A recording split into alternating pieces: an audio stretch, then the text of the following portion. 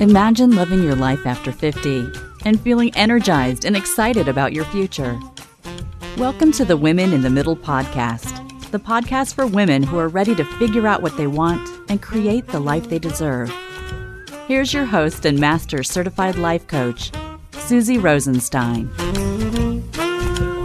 Hey there, today's episode is all about my favorite midlife clarity hack to help you get unstuck. It's called What First, Then How. Let's go. Welcome back to the podcast Women in the Middle. I'm your host, Susie Rosenstein, your master certified coach and midlife mentor, and I am so glad to be here with you again for this week's episode, which is about giving yourself the gift of clarity by using a strategy that I love coaching on because it delivers powerful results. I called this episode, What First Then How, a midlife clarity hack to help you get unstuck. And that's what we're going to do. This episode is for you if you find that you end up in a confusing spin often when you're trying to make a decision, or if you notice that you say you just don't know what you want to do a lot, or even that you just aren't super happy and maybe feeling unclear about what you actually do want. So if any of these sound like you, stay tuned because we're going to be taking a deep dive into why getting clear on what you want should come first and how this simple mindset shift can help you get unstuck in midlife. And I am really looking forward to talking about this with you because this really is a solid strategy that I've been using forever and my clients get great results. And now that I've been working with midlife gals for about 10 years or so, I've coached on priorities, planning, accountability, and confidence and courage to go after your goals like hundreds of times. And I see where the blocks are, where people get stuck, and what works best to make progress. So that's why this episode, I'm pretty sure, is going to resonate with you. Okay, but just quick, I have a free gift and I want to tell you about it. It's perfect for you when you think you might need a change or you're curious about feeling stuck, but you're just not sure what to do or where to go next to make things happen in your life. It's super helpful because you will discover the top 12 obvious signs that you're ready for an exciting change in midlife. You're going to learn why you're not doing what it is that you really want to do. You're going to understand why it's important to think about what you want and making that exciting change. And you're going to learn how to make sure you take the next steps to regret-proof your life. So many of us feel stuck and confused, but don't know if making the change is the answer or not. The first step is understanding what's going on and why you're feeling the way that you do. No one should waste their valuable time on this planet being afraid of having regrets. This free guide is called The 12 Obvious Signs You're Ready for an Exciting Change in Midlife, and it is waiting for you at www.susierosenstein.com/12 signs. You can download it there. Please enjoy.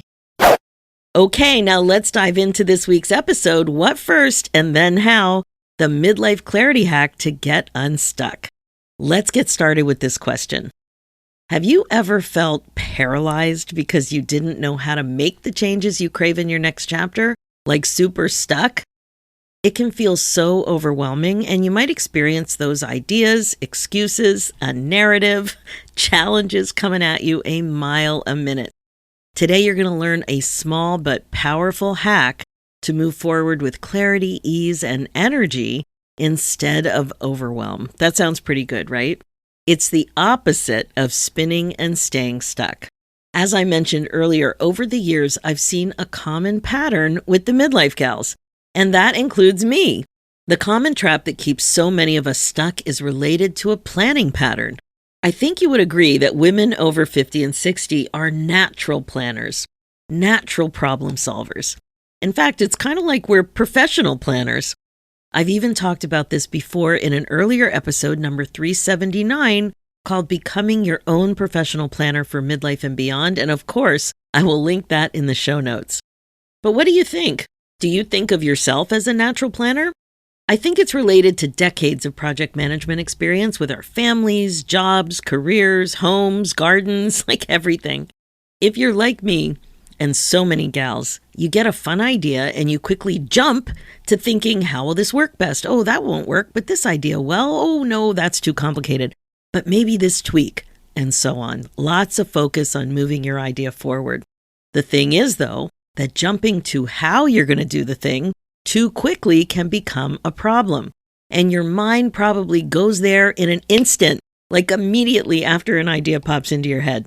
For example, you might think about taking a 6-week vacation, but then immediately also start thinking that it's too hard, it's too much, it's too indulgent, it's too scary. And the result is that your idea is squished, or that you love the idea of painting again. But then in an instant, you're also thinking, but I'm not creative. Getting it all set up is going to cost too much. Oh, geez, I don't have a good space to paint. What will people say about me and my art? I'm not good enough. And the result is that your idea is squished. You might be in a spin of confusion or not be able to make a decision, or you might feel like super stuck or overwhelmed. Like I said, the idea is squished or shelved, or even worse, extinguished, like it just goes away. Not fun, right? So that's a common pattern that I see. And I would say that this kind of thing becomes a problem. Getting stuck in the phase of the how too early on in the process, before you're rooted in the idea or feel committed to the idea, it can bring up a lot of negative emotions like perhaps overwhelm, doubt, fear, lack of confidence, hesitation, that sort of stuff. Again, not fun. I think of the result as squishing your dreams. You have an idea you're excited about, and before you know it, you squished it. You pushed it down. You made it harder and less fun. That's why I love thinking about the what first, then how strategy as a solid midlife clarity hack. So without further ado, here's what the what first, then how hack is all about.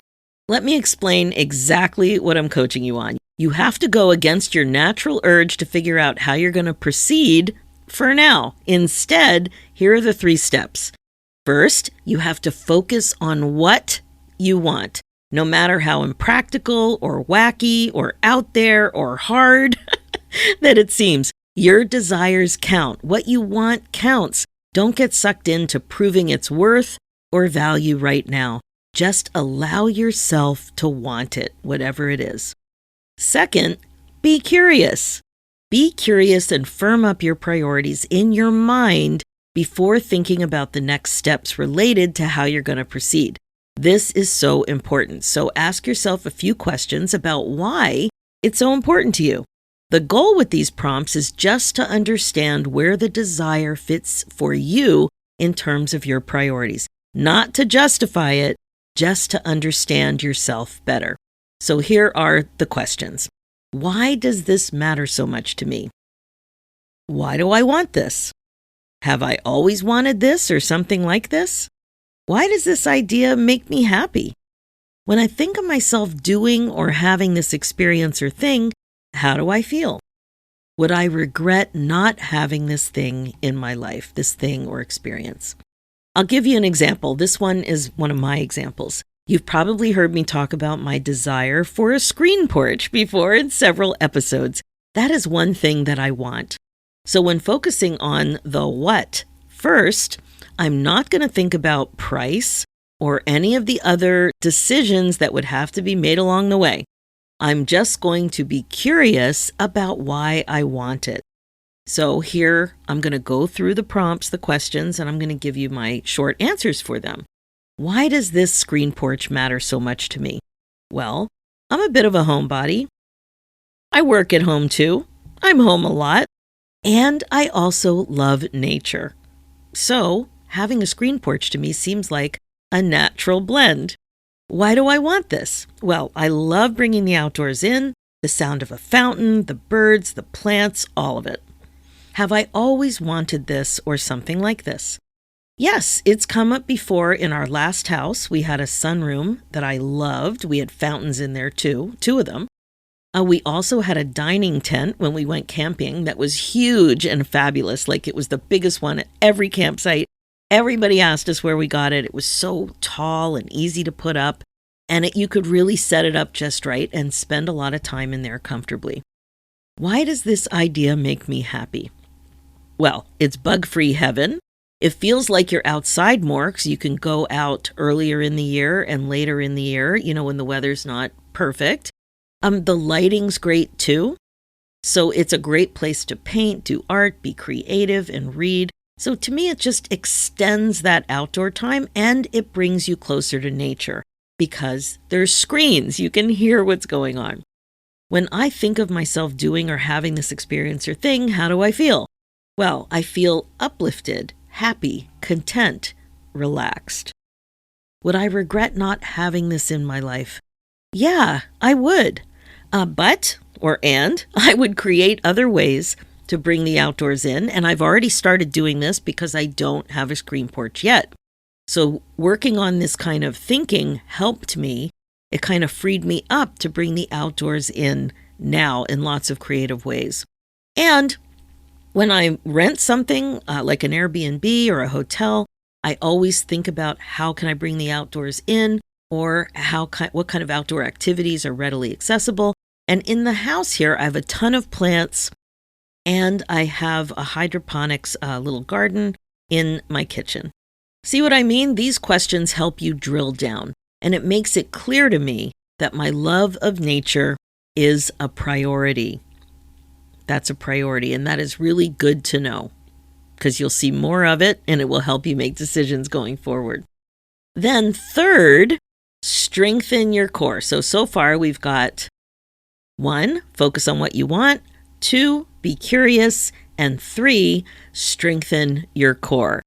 Now that you've identified your priority and more priorities, as I mentioned, as the more comfortable you get allowing yourself to want things just because, you're going to see what your priorities are with more clarity. So now that you've identified this, shift your thoughts about your priorities from being optional to foundational. Your core priorities. What's really important to you? I like to think of this phase as cinder blocks of your home. I don't know where you live and if where you live you have cinder blocks. I don't know. I don't know anything about how they make houses, but it's like the foundation. I remember cinder blocks as a kid. And sometimes they even make fences out of cinder blocks. So I have this in my mind. But the way that you think about your priorities, make it solid. It's a foundation, like a foundation of a house. So they won't be squished. Can't squish a cinder block.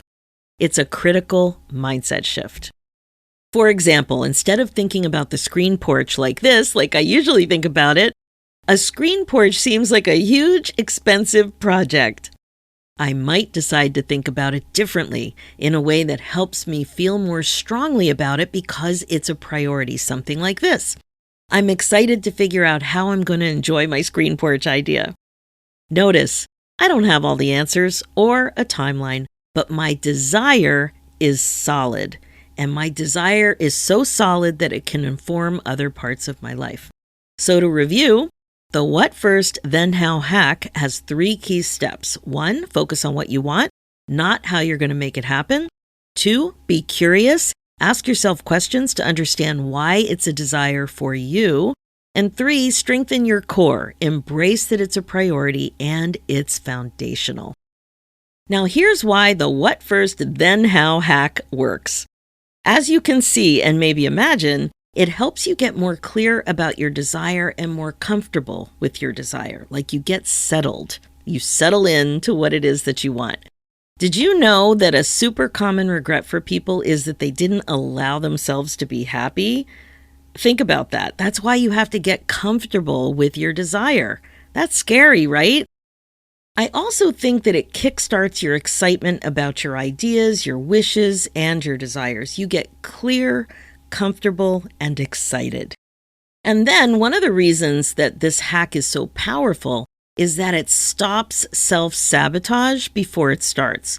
You don't let the squishing begin because you haven't even opened the door yet to phase 2, the how. You haven't gone there. You're simply marinating in the what and getting good and comfortable as a priority in your life. One more thing, it helps you focus, which as a midlife gal who probably loves squirrels, you know how challenging focus can be. It helps you help your brain by giving it clarity. You give yourself a clear problem or target to hone in on, and you set yourself up for creatively solving for it later.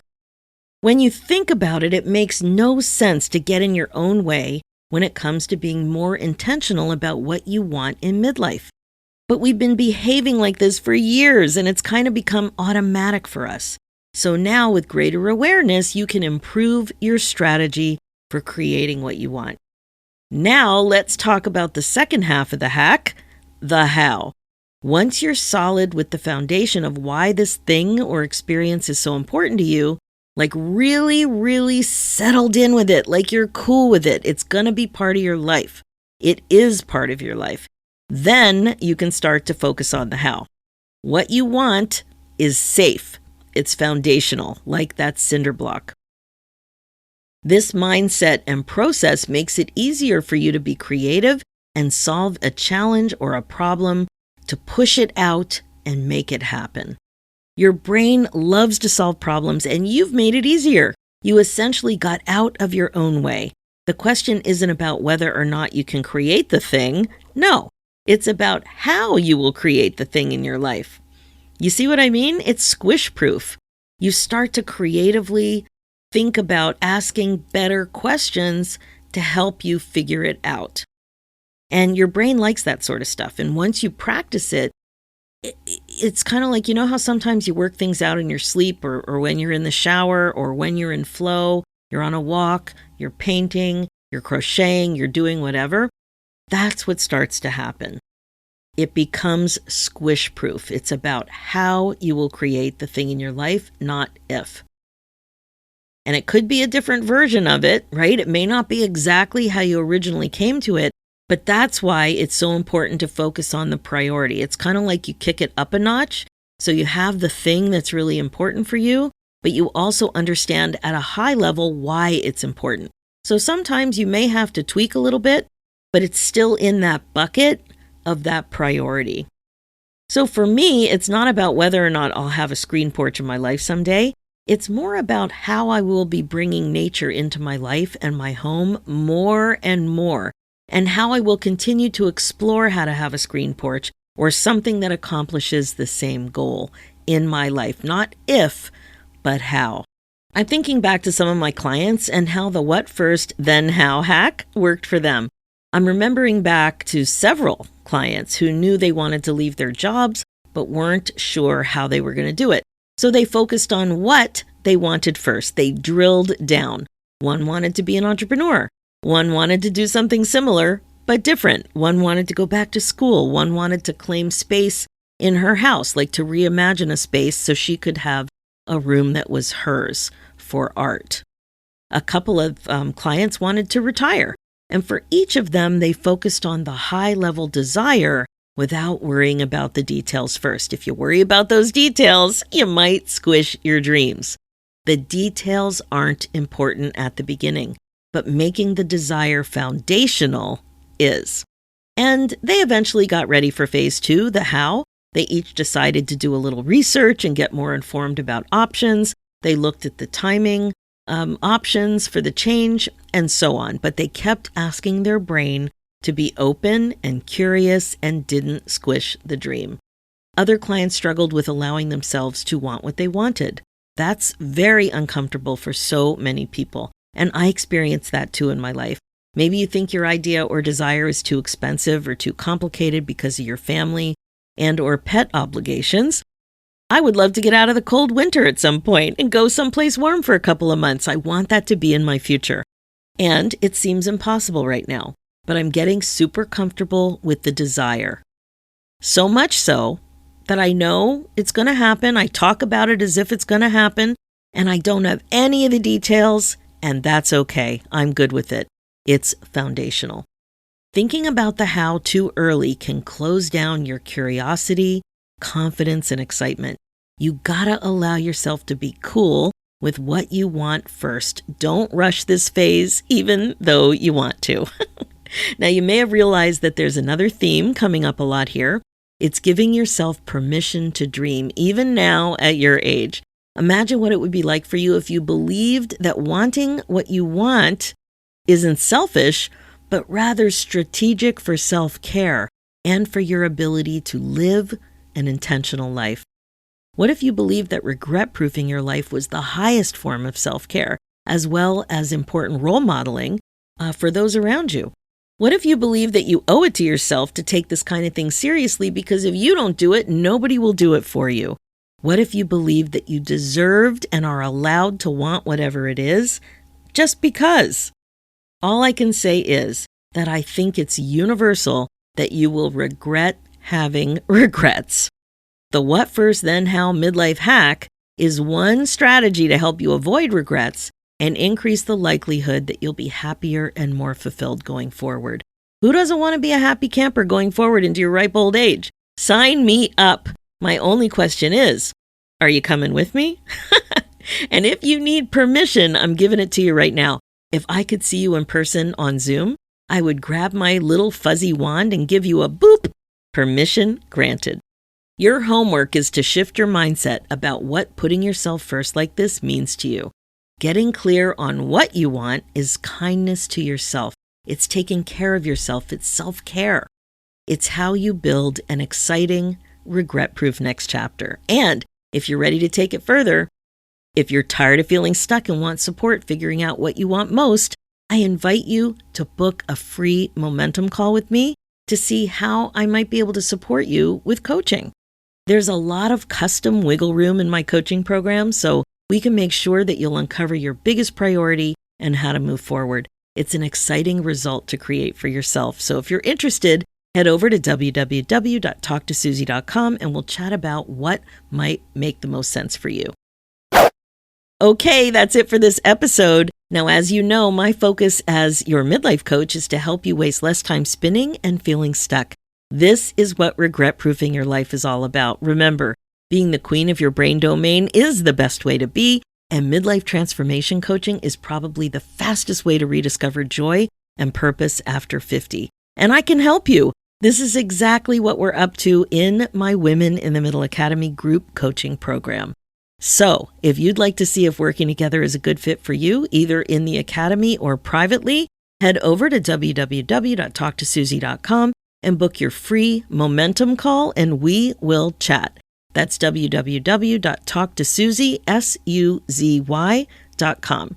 For show notes and links, go to www.susierosenstein.com and click on the podcast tab and look for episode 406.